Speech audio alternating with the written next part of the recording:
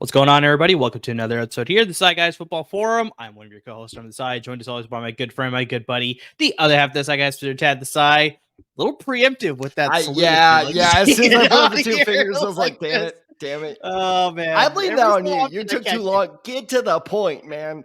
Hey, man, that's our standard intro. There's nothing that changes there. It's one of those, standard things that always happen. So, yeah. 5-second delay. Preemptive, sometimes I get you. Moving on.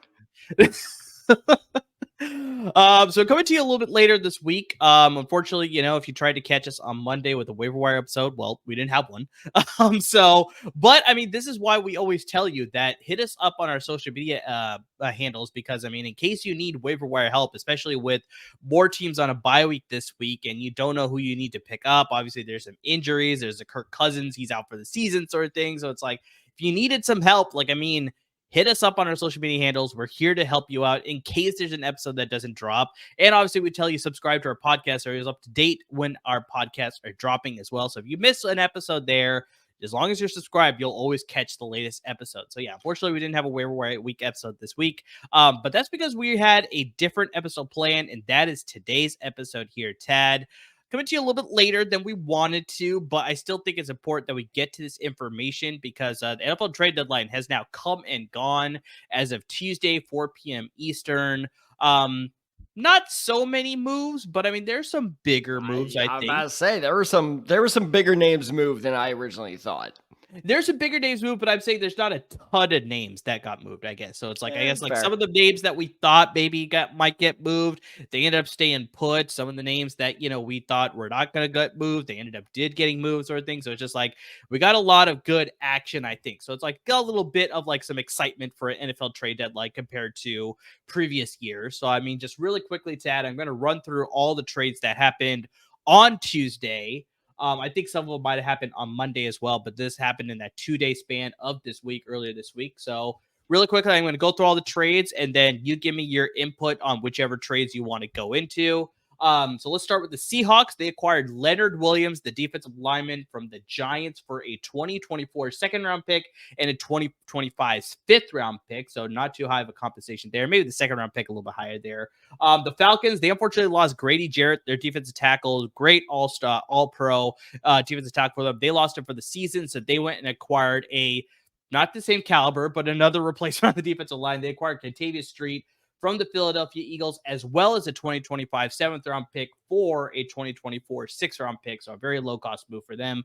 Get some depth on the defensive line. Here's one of the bigger names that got moved, Tad. The Chicago Bears acquired Montez Sweat. So your buddy Matt, my buddy Jay, they're probably super excited by the acquisition of Montez Sweat. And all they got for him, the Commanders got a 2024 second-round pick. So mid-round pick for a former first-rounder. That's sort of saying something there.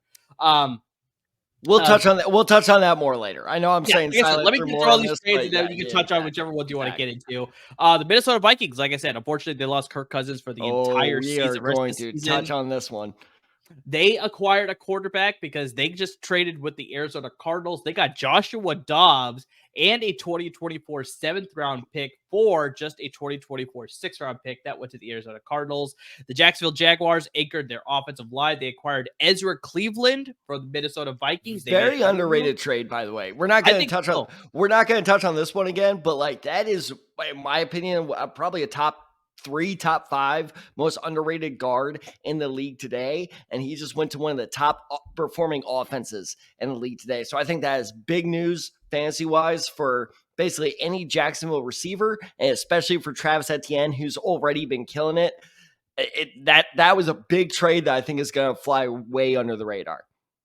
Yeah, I remember Ezra Cleveland in that draft. He kept falling, and I thought a lot more teams would be taking him a lot earlier, but he ended up going in the second round to Minnesota. But I projected him to go a little bit higher than he actually went. So yeah, very underrated guard. I think he could also play the tackle position as well, depending on where you need him. But yeah, for the Vikings to get him for only a 2024 6th-round pick, I think that is an excellent steal to upgrade that offensive line. Tad, we got to get to this one. The 49ers acquired Chase Young. Washington was not done selling off I hate you so much. Ends. The Niners acquired Chase Young for just a 2024 3rd-round pick. So, I mean, that was a great move for the Niners. This is a very underrated move as far as fantasy football is concerned, Tad. The Detroit Lions acquired Donovan Peoples-Jones from the Cleveland Browns for a 2025 6th-round pick. So, I mean, yeah, very low compensation for that one. And then the last move that was made right before the deadline was over, the Buffalo Bills upgraded their secondary. They acquired Rasul Douglas and a 2024 5th-round pick from the Green Bay Packers for a 2024 3rd-round pick. So I bet you want to start maybe with those Washington names first, or maybe you want to go with the whole Arizona Cardinals, Minnesota Vikings situation. So, I mean, it's like, pick which one you want to start with first, because they're definitely going to get to both.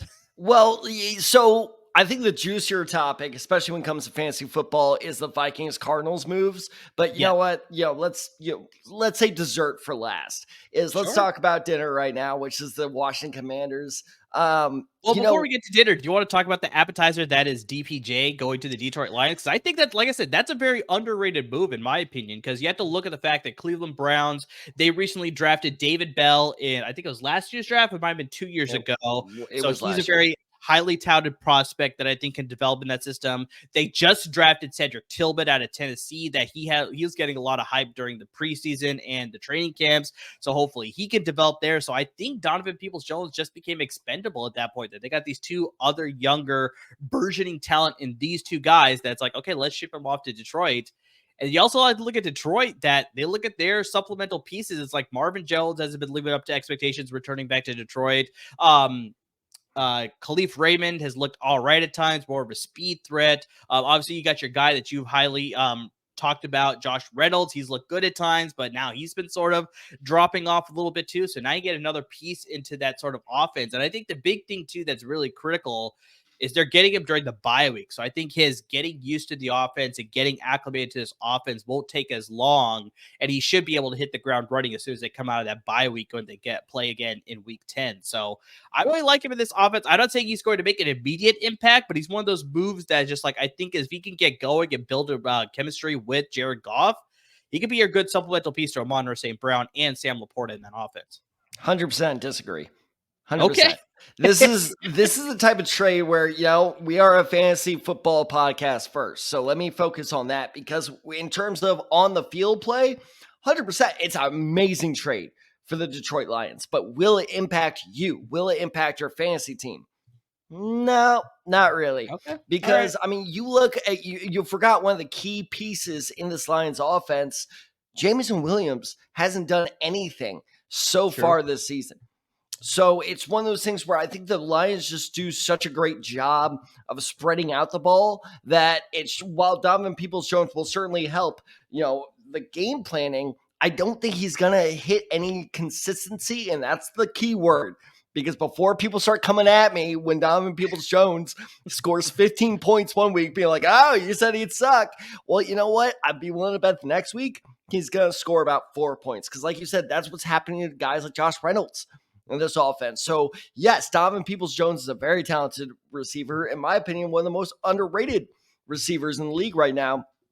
But in terms of consistent fantasy production, I have my massive, massive doubts about that. Now, going to the Browns side of things, I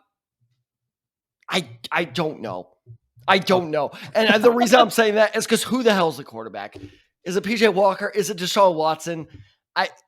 I don't trust, unless his name starts with David and ends with Njoku, I no longer trust any Cleveland pass catcher. And that goes for Amari Cooper, by the way, because think about it. They just took away one of their best secondary threats. So now the defense is going, do we just do we just focus? Yeah, let's just focus on him. So that is the only reason I think that David Njoku is the biggest benefactor from this. In terms of the rest of the Browns offense, I think take a wait and see approach. I'm not adding anyone to my bench right now. No, that's fair. Like I said, I don't know if he's going to make a huge impact, but I do like it that if he could build that chemistry with Jared Goff, then he could be a difference maker in this offense. But yeah, you bring up a good factor with Jameson Williams. Like I said, I think Amon St. Brown and Sam Laporta I definitely utilize in that offense very highly. So it's like, I don't know how much another player will get to sort of take some of those scraps away for those guys. So yeah, we'll see. But like I said, coming in the bye week, I think this is a good chance for him to possibly develop that chemistry, get acclimated to the offense, maybe pick things up a little bit faster than maybe some of the other guys and possibly get utilized. But it's one of those things I think just wait and see. But like I said, could be an underrated move. Maybe not for this year, but I think maybe next year. We'll see about that. Yeah, so, all right, Ted, let's get to the entree portion of the three-course meal here. We just finished up the appetizers. Those were very good scallops. Now let's move on to the steak. A little surf and turf action here. All right. So I think 100% we have to dive into Washington sort of, trading away two of their key pieces of their defensive line, their pass rush there. Two big heavy hitters are now gone from that defensive line. You obviously got Montez Sweat going to Chicago Bears now. And of course, Chase Young is now acquired by my San Francisco 49ers. So, I mean, where do you want to start there? I was looking around for a white one, but I couldn't find it. You got purple one? Like, yeah. It's a TC winter hat. It's like 30 degrees in Dallas right now. It's the best I can do. Great. Well, I think I have a towel here. Here we go. Is that better? It would have been closer if you went and grabbed Cat, because at least he has some white in it. Yeah, the difference is that towel will bite back. That is true. Point being is, for our podcast listeners, I just waved a purple hat and a very bright green towel. Yeah. Because if you replace both those colors with white, that's exactly what Washington is doing. And I said this at the very start of the season, about 2 weeks before kickoff, when we were talking about what coaches do we think will not survive the season, which, by the way, we'll touch on that later. I said it was Ron Rivera, and by no fault of his own. I said he could have a season like the one he's having, where they're at least competitive, but they're just not getting the job done. Clearly, this new ownership just wants a clean house. They're just hitting the hard reset button, and I think they were a little bit more successful than they thought they were going to be. And they were like, all right. We need we're resetting. And I think that there are actually fantasy implications here, despite it being two defensive ends. Even if you're not in an IDF league, we need to find a new acronym for that. But even if you're not in a IDP, that's why. IDP. Thank you. Okay, IDP. I thought it was individual defensive fantasy player IDP. Anyway, Even if you're not in an IDP league, I think that now the Commanders' defense was kind of matchup based. They were an interesting streaming option. That's out. Yeah. But also, I know what people are going to say. It's like, Dad, this defense has been letting up, 20 to 30 points consistently against their opponents. How could you say this? But I think without that defensive line there, this team's about to fall apart. Because even letting up all those points, the only reason they did that is because this offense kind of struggles along, but they're just efficient enough to kind of keep them in the game. Now that defense won't be as strong and being able to hold up, offenses like the Philadelphia Eagles, where they held them up twice. I know, again, people are going to say, what are you talking about? They scored 34 points last week. Okay, that's fine, but if you actually watch the game, they should have put up a lot more. So I think that without the heart of this defense, which really seemed what Chase Young was. Chase Young seemed like the motivational leader on that side of the ball. So I think by getting rid of two key players on the defensive line, this defense is going to fall apart. This offense is not going to be able to sustain any promise. So Brian Robinson, flex option. Sam Howell's out as a streaming option until I see proof otherwise. McLaurin, borderline wide receiver 3. Other than that, there's just look, I've been singing this guy's praises for years now, but even Logan Thomas is just untouchable, or at best a bench option. So I think that this is the Commanders kind of signaling we were tanking. We didn't do a good job of it. So now we're like kind of forcing the issue. Yeah, I think this is just sort of that signal that's just like, yeah, they're clearly packing it in. They're going to clean house a little bit more once we get to the offseason. It wouldn't surprise me if Ron Rivera's Rivera's so gone, maybe gone. He the is so entire gone. coaching staff, and they're going to bring in a new coaching staff to lead a different team under the new ownership there with Magic Johnson and Josh Harris. So, yeah, we'll see how that all plays out. But just, yeah, this is definitely, yeah. What about this? Eric Bieniemy in-house promotion? Could happen. Could happen. Could be interesting. I wouldn't be surprised. Wouldn't be surprised, but that's a good option for sure. But yeah, all right, Tad, let's get to the sort of the dessert portion of this. I'm so excited to talk about this was an interesting move because, I mean, obviously we saw that, Minnesota lost Kirk Cousins. So you thought they're kind of still in it. They're hovering around 500. It's like, can they, make a push for that final wild card spot in the NFC playoff picture? And it's hard when you lose your franchise quarterback and Kirk Cousins. And so it's like, will they go with the rookie Jaren Hall, or will they try and get, sign Carson Wentz off the couch or make a trade for somebody else? But yeah, it seems like, Arizona is confident that Kyler Murray is going to be good to play. If not this week, definitely by next week. So I think that's why they decided that, hey, I think let's, Josh Dobbs, we thank you for your service. You really gave us a lot of great games here, gave us a lot of great, moments for sure. But yeah, we have a quarterback. So we're going to ship you off to Minnesota, and he's going to be the starting quarterback. Maybe not this week for sure. They're going to go with the rookie Jaren Hall this week. That's already been confirmed. They want Josh Dobbs to get used to the offense and get acclimated to the playbook. So I think he will start next week. But this week it's going to be the rookie Jaren Hall. But then, yeah, you shift to Arizona, where it's like they'll probably going with the rookie Clayton Tune, and then they'll have Kyler Murray come in next week. Or if Kyler Murray is good to go, for what reports I'm reading, it seems like he could possibly play this week. Then Kyler Murray will see his first action of the 2023 season this weekend. So, but yeah, just how do you feel about Josh Dobbs now leading the Minnesota Vikings? And just what do you think about their playoff hopes? And just like this sort of brings in the extra element of like, do they need to rush Justin Jefferson back, or just like how do you it's very interesting. It's very interesting for both teams here. If only some genius podcast had told you to pick up Kyler Murray about, what was that, 2 weeks ago? Yeah, 2 weeks ago. About 2 weeks ago. If only someone had called their shot there. But no, I mean, I think of, excluding Chase Young, which, by the way, I'm going to go back to the entree real quick. There's a little bit of stake there.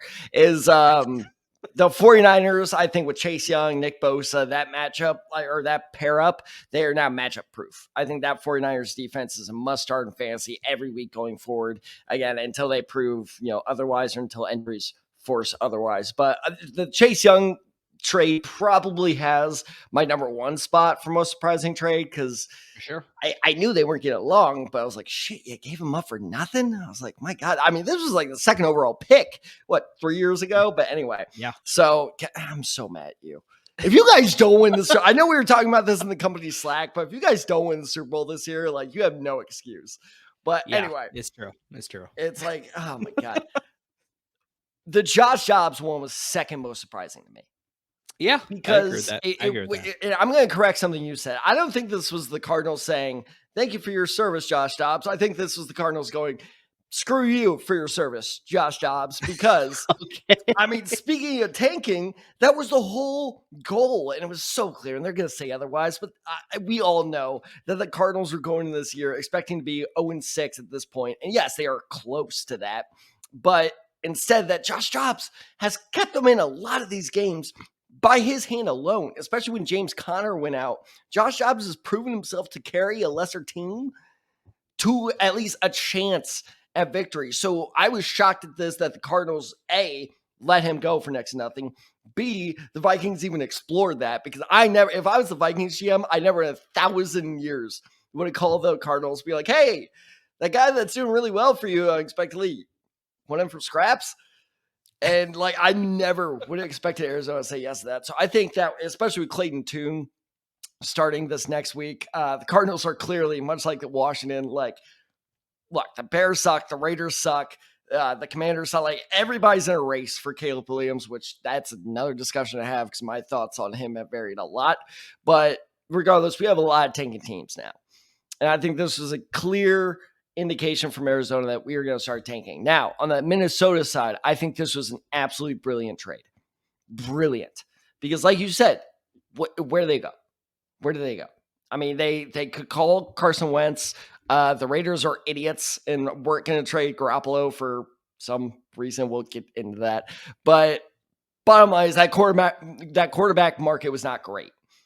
And so I think that you pick up a quarterback that has proven himself worthy of carrying, like I said, a lesser offense around. Now you put him with Cam Akers, who is slowly starting to get used to this offense. You put him with Jordan Addison, who, oh my God, that guy has exploded in terms of both on the field production and fantasy production.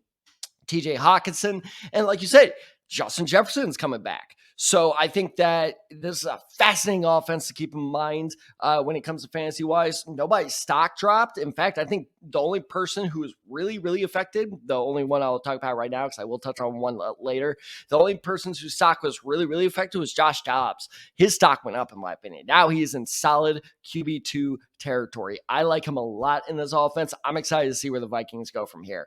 But in terms of Justin Jefferson, sorry, no, I'm talking a lot.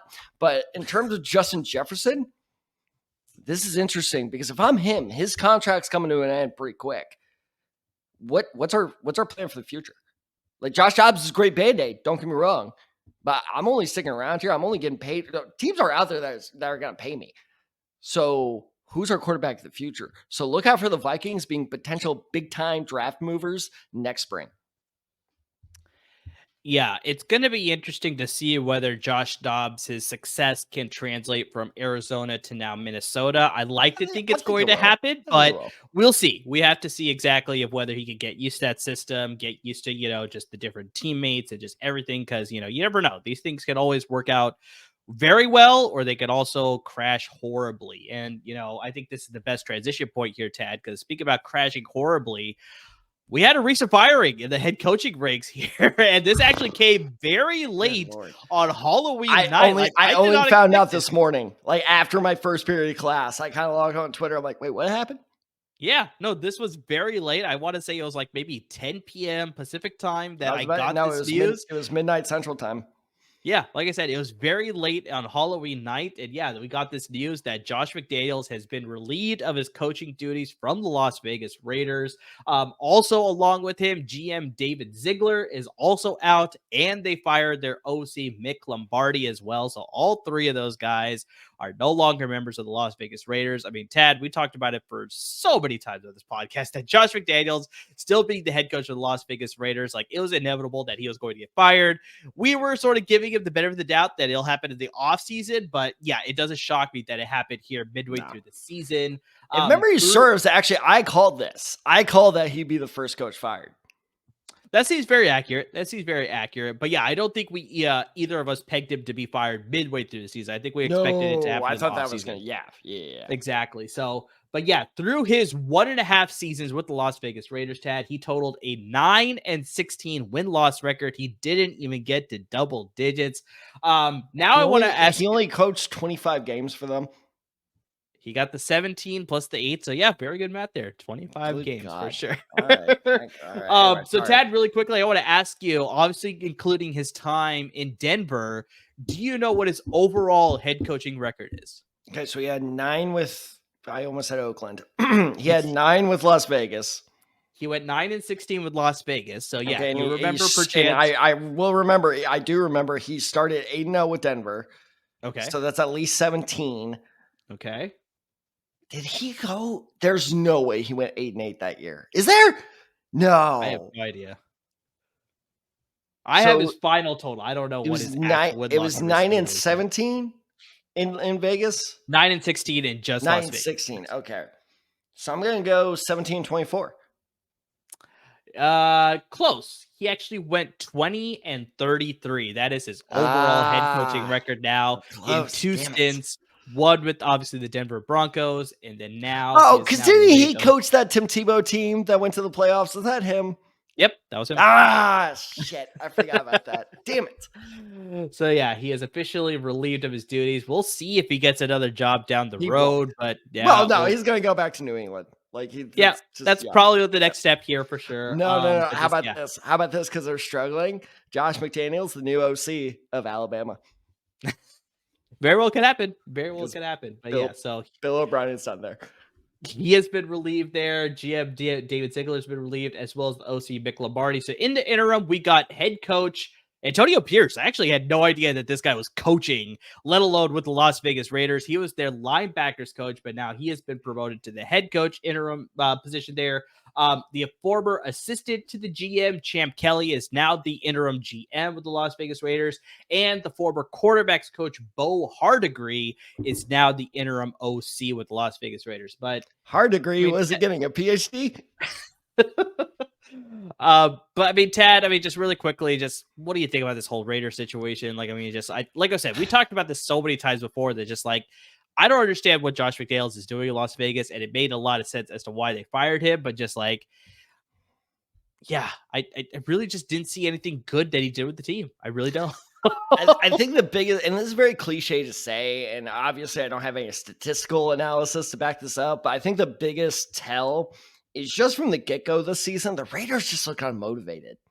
Yeah. The team didn't look like they cared. And then you have the whole thing going on with Chandler Jones. And I understand maybe the team was correct in that situation. But that whole situation was just handled by both parties in a terrible way. It's just like nobody knew what they were doing here.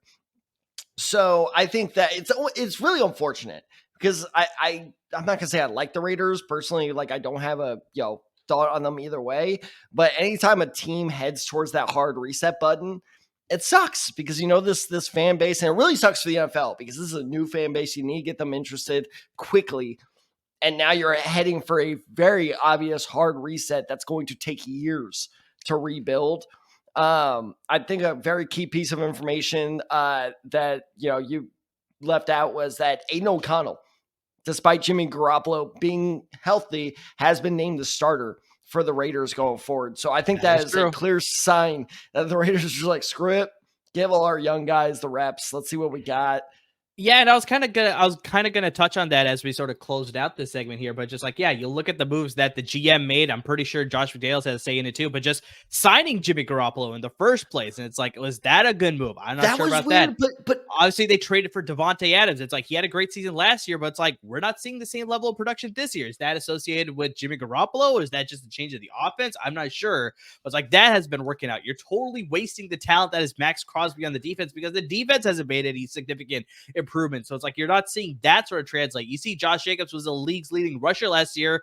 Not the same level of production this year. You'd think you'd sort of see that correlation go into the next year, but he's not producing at the same level. So it's just like when you get an offensive-minded guy and the success that he had in New England, you thought some of it would translate to him coming to a new head coaching position here, but just we hadn't seen sustained success. And it makes sense, like I said, why he got fired. So, I mean. Well, and it's just the ineptitude, the ineptitude of management and coaching of like, okay, fine.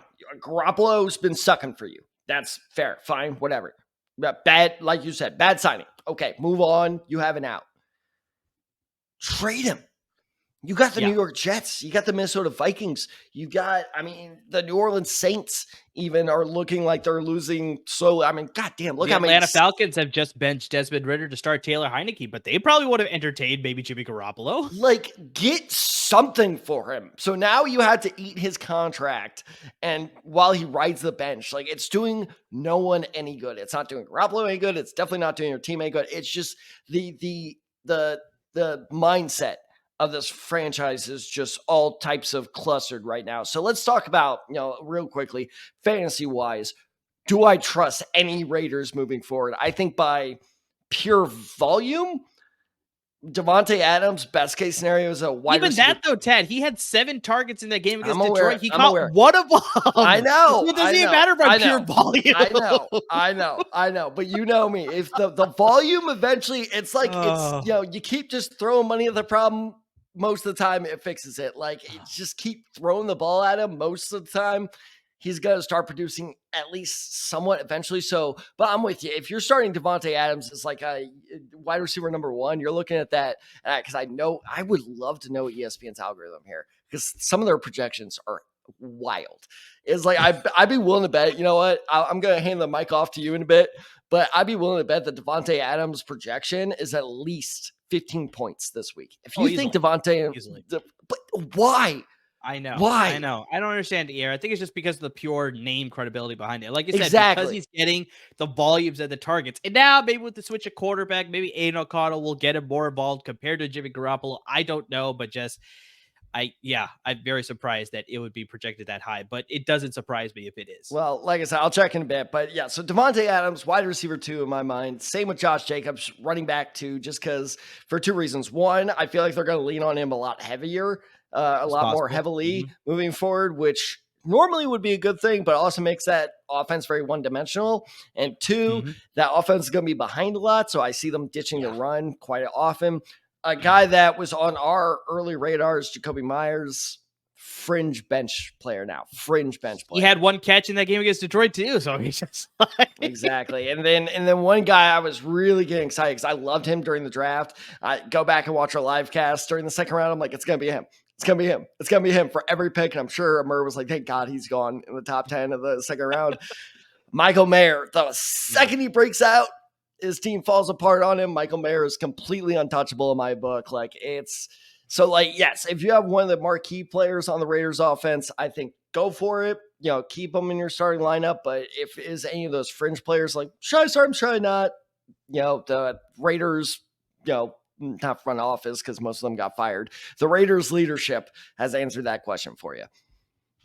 Yeah, but I think it's just more of like a wait and see approach because sometimes, Tad, you get these teams that fire their coaches mid-season, and all of a sudden with the interim head coach, it's a change of message, it's a change of voice, and they sort of rally around that coach, right? So it's like we've seen this with Steve Wilkes back in Carolina, Dan Campbell in Miami. So I mean, there's different situations where it can work out, and you could see, if not better production, but at least the same production that you would expect off the projection. So definitely don't go making any drastic moves. I think hang on to some of these bigger names, obviously like a Javonte Adams, like a Josh Jacobs, like a Jacoby Myers. He's been pretty consistent this year too.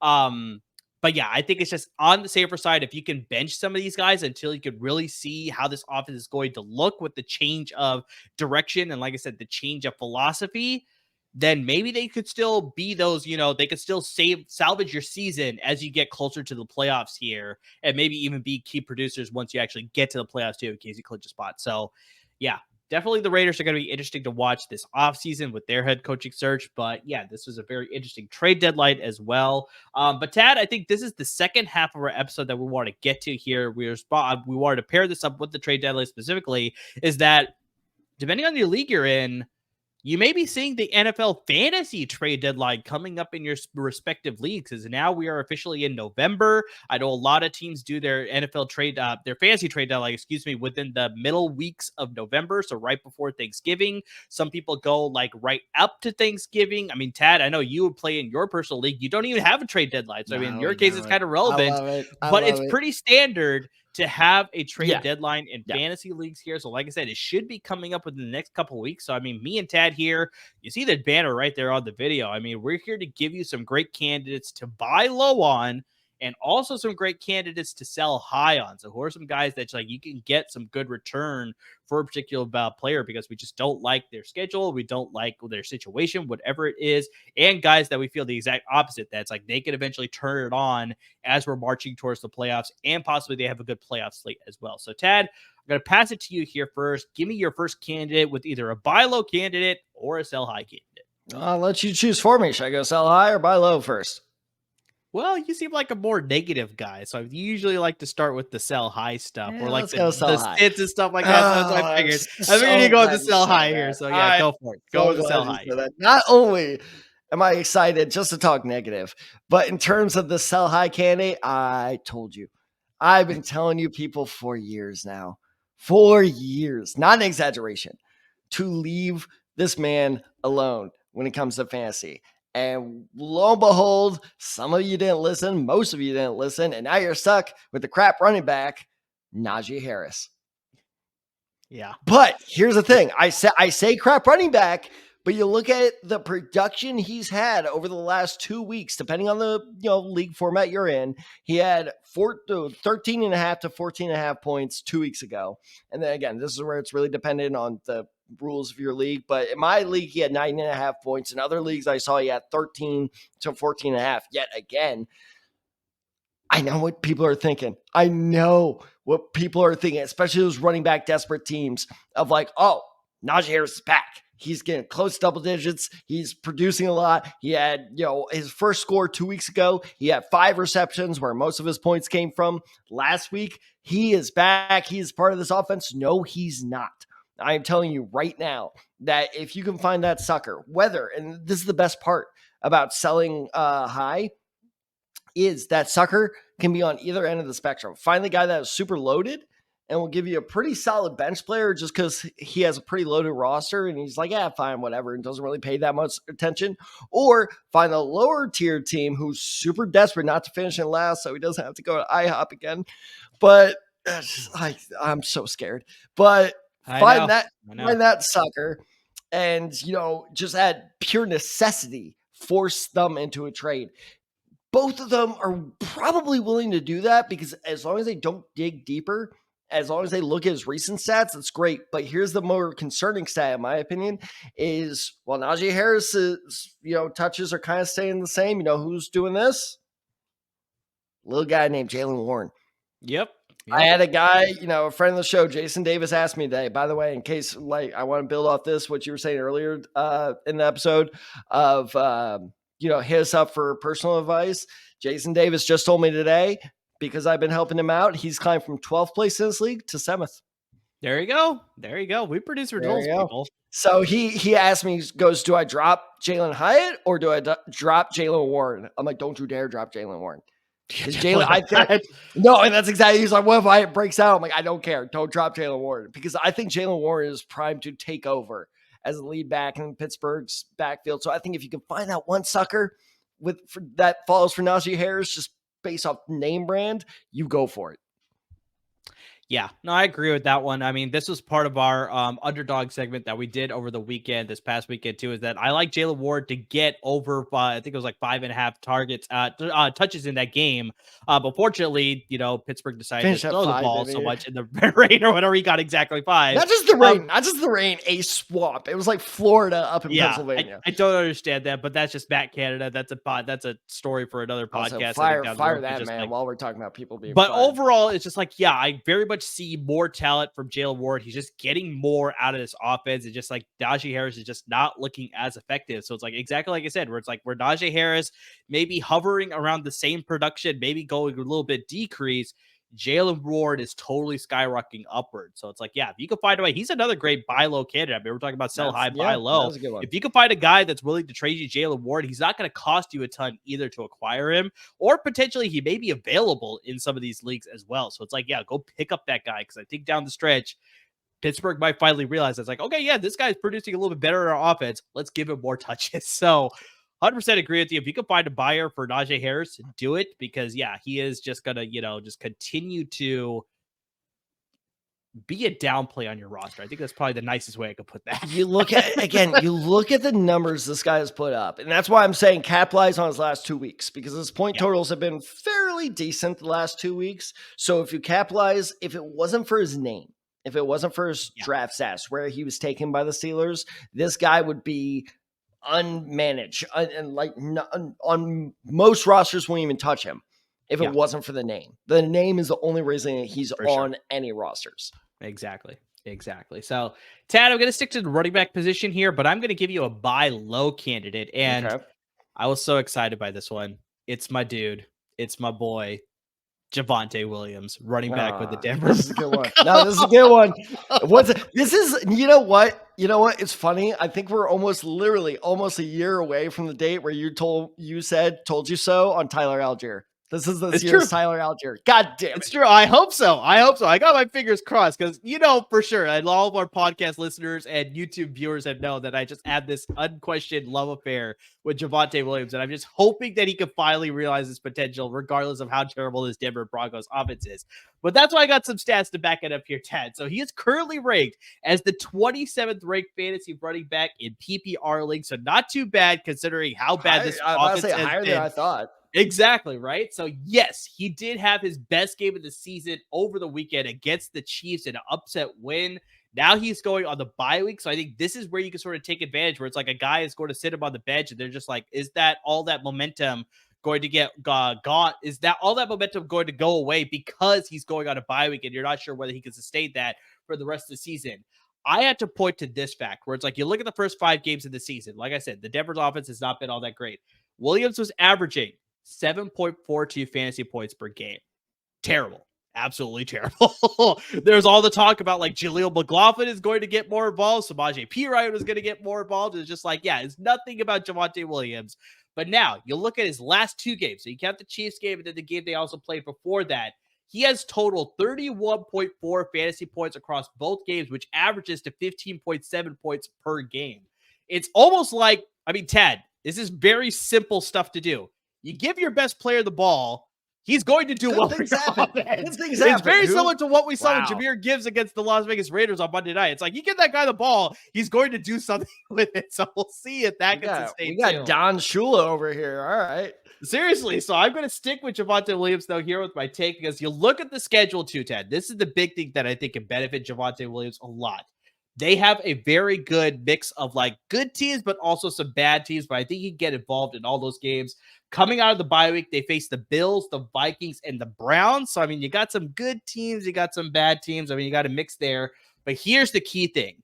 If you can hang on to him, if you can get to the fantasy playoffs, he has a very good fantasy playoff matchup. They play the Lions, the Patriots, and the Chargers. So I think he could take advantage of some of those teams there towards the end. I think Detroit will give him a little bit more trouble compared to the Patriots and the Chargers, but the Chargers notoriously very bad at stopping the run. The Patriots, I don't know what's going to be their situation. They may be packing it in. They may not be on strongest defense either, but I like it if you can acquire this guy because, like I said, the long term of him playing the season has not been good. So you may get a roster manager who's just like, I don't know if he can sustain the success. So I want to get this guy off my roster. So you could probably get him for a middling offer. Nothing too high, nothing too low, obviously. But I think if you can acquire this guy, he could pay some dividends towards the latter half of the season here.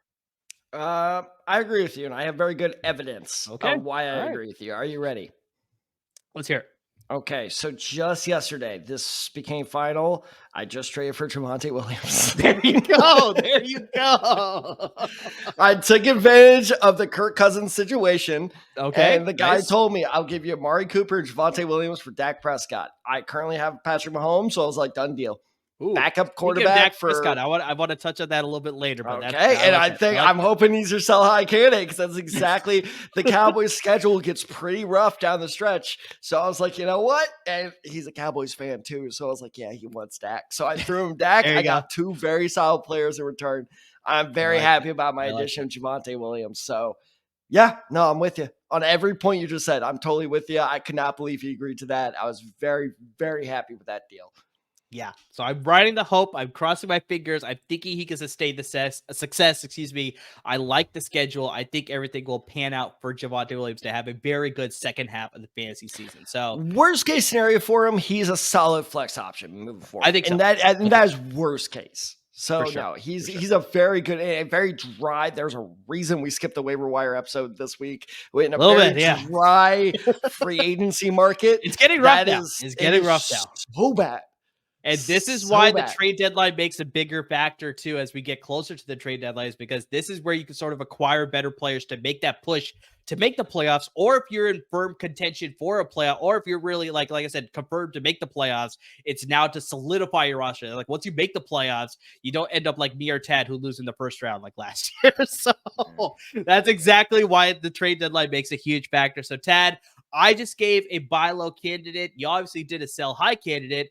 Give me your buy low candidate. Let's hear yours. I'm going super low with this one. People are going to call me crazy. You ready for this one? I'm ready for it.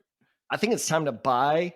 You know what? Actually, let me transport our listeners and viewers back in time a little bit. It's the draft 2 years ago. All right. Yes, it was 2 years ago. You just recently picked up your dad from a shop or something because his car broke down. I forgot what it was. Yeah, that's what it was. Yep, I remember that. And me and the rest of the LAFB crew live on air on YouTube were in a very heated argument. You were a bad partner that day because I thought you were going to back me up. I go, who's better, Hollywood Brown or Allen Robinson? And you looked at me and was like, dude, Allen Robinson. Yeah. How do you feel about that one now? Yeah, no, I know.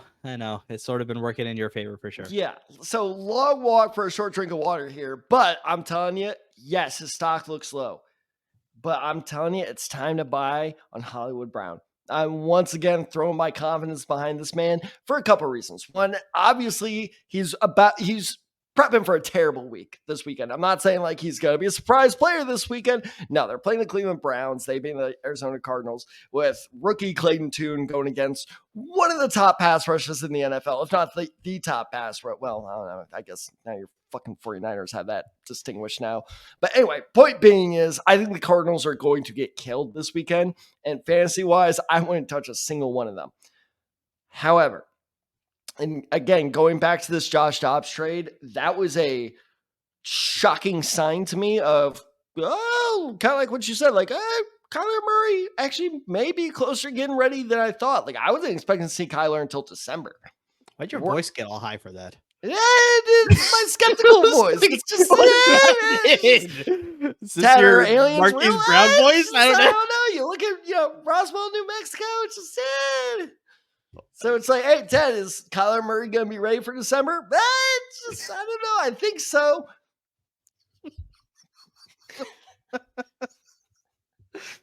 Oh, gosh. Point being, that hurt my throat. You did too much. You didn't calm yourself down. I just got a lot more respect for the Simpsons voice actors. There you go. Yeah.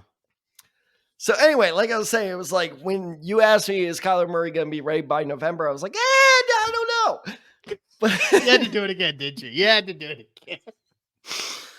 But I think the trading of Josh Dobbs showed that, okay, the Cardinals are okay if they lose the next game or two. Because if I'm not mistaken, I believe their bye week is up after this next game against the Cleveland Browns. So I think that Kyler Murray is actually due back pretty soon. And on top of that, it really doesn't matter who's starting at quarterback for the Arizona Cardinals because Hollywood Brown's had over nine targets or more over half the Cardinals games so far this season. So clearly they understand, they being the coaching staff, look, if we're going to pass the ball effectively, it runs through this man. So I think that, yes, he's going to have a rough couple of weeks, but when Kyler Murray comes back, I think he has that chance to explode and get himself back in a wide receiver 2 numbers. And right now you can trade him for basically the value of bench players. So I really like Hollywood Brown moving forward, but is he going to pay off? I don't know. No, I actually like this move. It is more because of, like you said, I don't think you said the quarterback's not going to matter that much. I actually think it's going to matter with them switching to Kyler Murray if he's going to play. Because you have to remember, they made that trade in the first place because that they needed to get Kyler Murray another weapon. At that time, they obviously had DeAndre Hopkins, but now that DeAndre Hopkins playing, but that experiment had failed at that time. So exactly, you also have to remember that DeAndre Hopkins was hurt. He was suspended. He was suspended to start the season. He was building a great relationship. He was building a great relationship with Marquise Brown. You could see that. Obviously, they're former college teammates from their Oklahoma days. So, I mean, it's like now you could see that on the field. Like, Kyler Murray's going to need, especially with him coming back from this injury, and he's going to be a little bit rusty. He needs a dependable option that he knows he can go to, and that's obviously going to be Marquise Hollywood Brown. So, I 100% like this, that it's like, you look at the overall of the season, very similar to Javonte Williams, where it's like he didn't have the greatest production. That's a good He's got the volume, but now with the change here, where it's like you got Kyler Murray potentially coming back within the next week or two, like I said, with the bye week then, so they could definitely develop that chemistry even further. I think Marquise Brown could possibly explode towards the second half of the season too. So yeah, I like this acquisition as well. So also, I mean, just in terms of pure teams to look out for, James Conner's coming back soon. Kyler Murray's coming back soon. That'll make the offense overall Hollywood, more balanced and more well-rounded offense. So, and in a weak division, this NFC West, I mean, your 49ers better run train for the rest of this year, man. Yeah, I really three straight. Come on. Yeah, I expected him to lose 3 all season, but yeah, 3 straight. I was like, that sort of throws that projection out the window. So, I mean, we'll see what happens after the bye week. They definitely needed that bye week for sure. So, yeah, we'll see how that all plays out. But we're not here to talk about the Niners as much as I want to. We're not here to talk about them. I'm going to get to my candidate here. I'm going to stick to the wide receiver position here, Tab, but I'm going to go with the sell high candidate. I already gave my buy low candidate. And like I said, I wanted to touch on this a little bit later. Not so much Dak Prescott, but I'm saying sell high on CeeDee Lamb. I think you should be selling on this guy. So very similar to Javonte Williams, he had his best performance of the season this past weekend against the Los Angeles Rams. He had over 40 points in PPR leagues. Obviously, that adjusts depending on the league settings that you may have. You also have to look at the fact that the week before when they played the Los Angeles Chargers, he scored 18.7 fantasy points in that game. So I don't know what it is, Tad, but for some reason, CeeDee Lamb playing in LA, he just finds a way to get it done for that against LA team. So he finds a way. But outside of those performances, outside of those two performances they just had, Cowboys offense has been kind of inconsistent. Well, as my students would say, it's been pretty mid. You obviously look at that loss that they had to. We were talking about the Arizona Cardinals. They had that upset victory against the Dallas Cowboys where they weren't able to do anything there. You obviously got that game against my San Francisco 49ers where their offense looked very limited in that game as well. So, but then you also got good performances where it's like they started out the season in week 2 where they actually blew out the New York Jets. And so it's just like, which team are we going to get down the stretch here? And then you brought this up, and I want to sort of highlight on this too. Their schedule gets very, very rough over the second half of the season here, especially once we get to the fantasy playoff. Sorry to interrupt, but there's a reason why he was the guy who lost Kirk Cousins. I was like, here's why he made the mistake, right? Because I did, like I said, I'm in last place in my league right now just because of some very bad luck. And it's not my fault. It's bad luck. And so I offered him Mahomes. He said no. Yeah. I was just like, okay, fine. What do you want for Dak? And he just goes, oh, I'll take, Dak for Cooper. And I got really excited because I thought he meant Cooper Kupp, but he meant Amari Cooper. Nope. Yeah, no. But he goes Cooper and Javonte for Dak. And I was like, okay. Looked at Dak's schedule. Could not hit send on that button. Could not hit accept faster. Yeah, smash that accept button for sure. But yeah, just jumping back to CeeDee Lamb. So if you look at the first 5 weeks of the season, this is a guy that you're drafting potentially in the first round as a wide receiver 1 for your roster. He was the 25th best fantasy wide receiver in those first 5 weeks. So it's not the greatest numbers. There's ADP, obviously, that's awful. Exactly. Then you look at the last 2 weeks, that definitely jumped his rankings. He's now around 10 or 11, depending on the league settings that you play in. So, I mean, that's good numbers. But like I said, the schedule gets very rough because, like I said, they got some tough matchups down the stretch. They play the Eagles this coming weekend. They also have, like I said, in 15 through 16, when you get your fantasy playoff schedule during that time, they play the Bills, they play the Dolphins, and they play the Lions. All 3 of those teams are going to be in the playoff picture. All 3 of those teams play very good pass defense. All 3 of those teams have very good pass rush as well. So like I said, that's going to be very tough for this Cowboys team that's already been inconsistent, that just you don't know which team you're going to get in a given week. Playing against those 3 teams during the fantasy playoffs when they're trying to make a playoff spot as well, I don't like those sort of matchups to sort of have a good week. Now, he will have a good couple of weeks coming up down the stretch because they play the Giants. They play the now, selling Washington Commanders. So they have some good matchups after this Eagles game this weekend. So he may get some inflated numbers and you're going to be like, this is the worst move that I ever made. But if you're in a position, like I said, where you're trying to play for a playoff spot or you're already in the playoff picture, this is a guy that you want off your roster because he is not going to help you in the playoffs when you need him the most. And that's obviously going to separate you from winning a title or going home with absolutely nothing. So his stock is at an all-time high right now. So I think you can get a very heavy return on him, getting something back in return. So you can upgrade your running backs, you can get better receivers. You could possibly even get like a Travis Kelce at the tight end position to totally shore up your tight end position too. Because with the performance that he had against the Rams, like I said, his stock is at an all-time high. Perfect time to sell high on CeeDee Lamb. Now, another great pick by you, because I think that kind of like what you laid out is that wide receiver 25, you said? Through the first 5 weeks, he was wide receiver 25, yes. So wide receiver 25, okay, fine. That's a perfectly decent, not even good, but perfectly decent wide receiver 2 to run with. But at this point, with, again, kind of what I was talking about with Najee Harris, with that name brand value, you can sell him as a wide receiver 1 and really, that production's not, it just hasn't been there this year. And so you take that 1 or 2 good weeks that they're going to have and you take full advantage of that. So I think this is a brilliant, brilliant pick. And the only thing is, it's funny because maybe it's just, the environment I'm in. Everyone in Dallas knows he's not good, or not. I should say knows he's not good, but his role in this offense is not good. And so it's funny if I try to pull that off in my league, about 80% of them wouldn't go for it because, again, that is the talk of Dallas is what is wrong with this offense. Yeah. Even after a win like this, they're still wondering you get your typical Dallas talk of like, they're even questioning Dak as a starter. Should we bench Dak? Yeah. And I feel like I always hear that in November.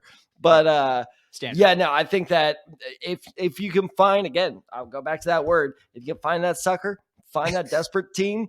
Ooh, I don't know. You may be okay.